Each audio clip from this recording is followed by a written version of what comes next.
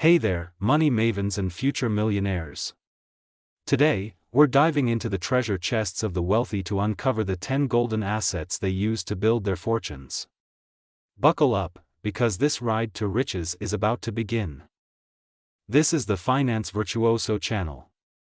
If you're new here, hit subscribe and the notification bell for the best money tips and tricks. You know, it's no secret that the ultra-wealthy don't just rely on a 9-to-5 paycheck. They're out there playing chess while the rest of us are playing checkers. But what exactly are these magical money-making tools they're wielding? Well, grab your notepads, because we're about to spill the beans. But first, let's get one thing straight: what exactly is an asset? Now, I could bore you with textbook definitions, but let's keep it real. An asset is anything that puts money in your pocket instead of taking it out. Simple, right? It's the difference between owning a cow that gives you milk every day and owning a pet rock that just, well, rocks.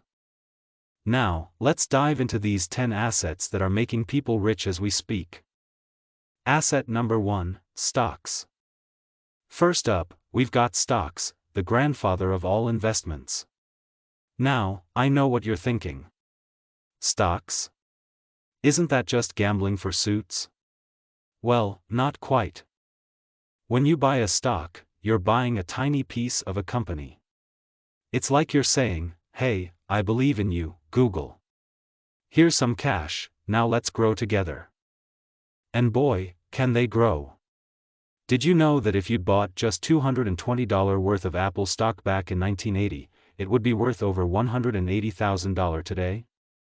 That's not a typo, folks. That's the power of stocks. But here's the kicker: you don't just make money when the stock price goes up. Many companies also pay out dividends, which is basically them saying, "Thanks for believing in us, here's a slice of our profits." It's like getting a bonus check just for being awesome and patient.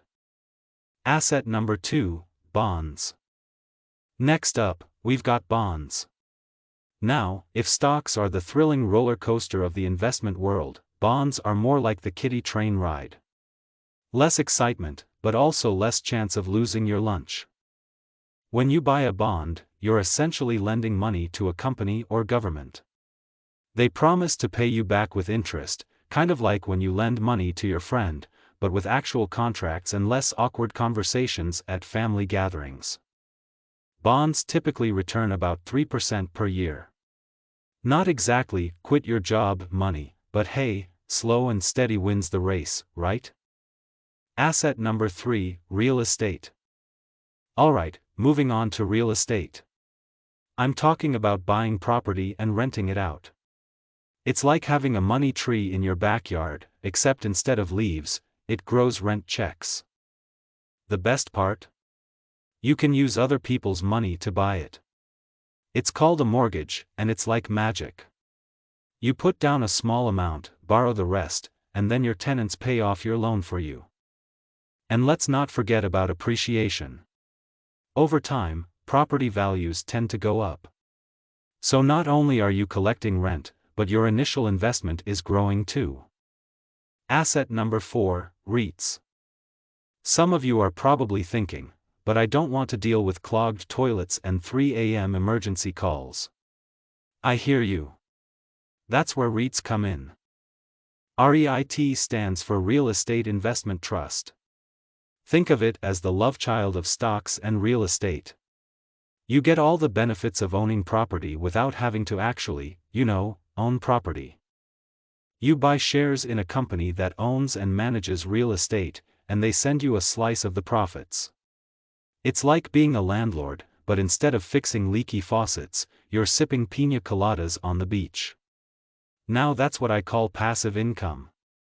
Asset number 5, your own business. Next up, we've got the granddaddy of wealth creation, starting your own business.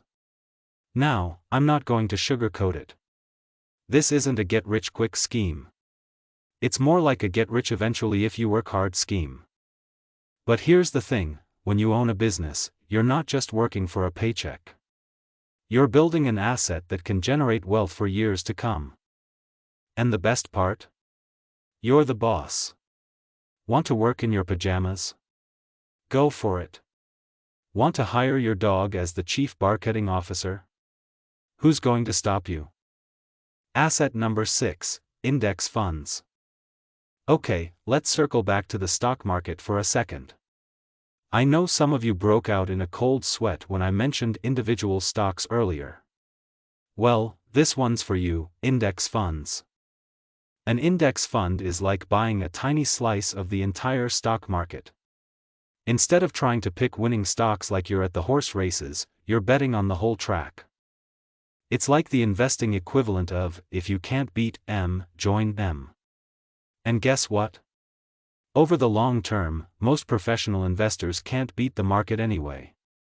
So why not just become the market? Asset number 7, patents and trademarks. Ever had a brilliant idea and thought, man, should patent that? Well, turns out, you probably should have. Patents and trademarks are like putting a fence around your ideas. Anyone who wants to use them has to pay you for the privilege. It's like intellectual property rent. Remember the Snuggie? That glorified backwards robe made over $500 million. The lesson? Never underestimate the power of a good idea, and a good patent lawyer. Asset number 8, digital products. Welcome to the digital age, where you can make money without ever changing out of your sweatpants. Digital products are the new gold rush, folks. Ebooks, online courses, software, apps, the possibilities are endless. The best part? You create it once and sell it infinitely. It's like cloning money.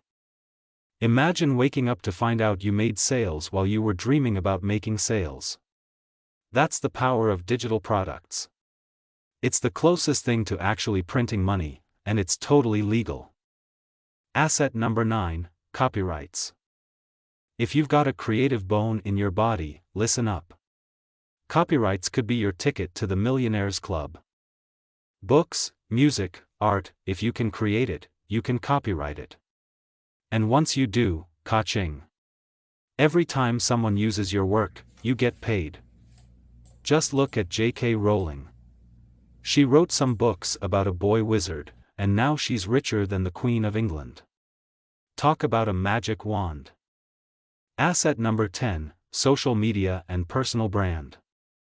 Last but not least, we've got the new kid on the block, social media and personal branding. In today's world, attention is currency, and social media is the bank. Building a strong personal brand can open doors you didn't even know existed. Sponsorships, partnerships, business opportunities, they all come knocking when you've got a solid following. And the best part? The startup costs are virtually zero. Got a smartphone and a personality? Congratulations, you're in business. And there you have it, folks. The 10 assets that millionaires are using right now to build their fortunes. Now, I'm not saying you need to go out and start collecting all of these tomorrow. Start small, start smart, and most importantly, start now. Remember, the best time to plant a tree was 20 years ago. The second best time is today.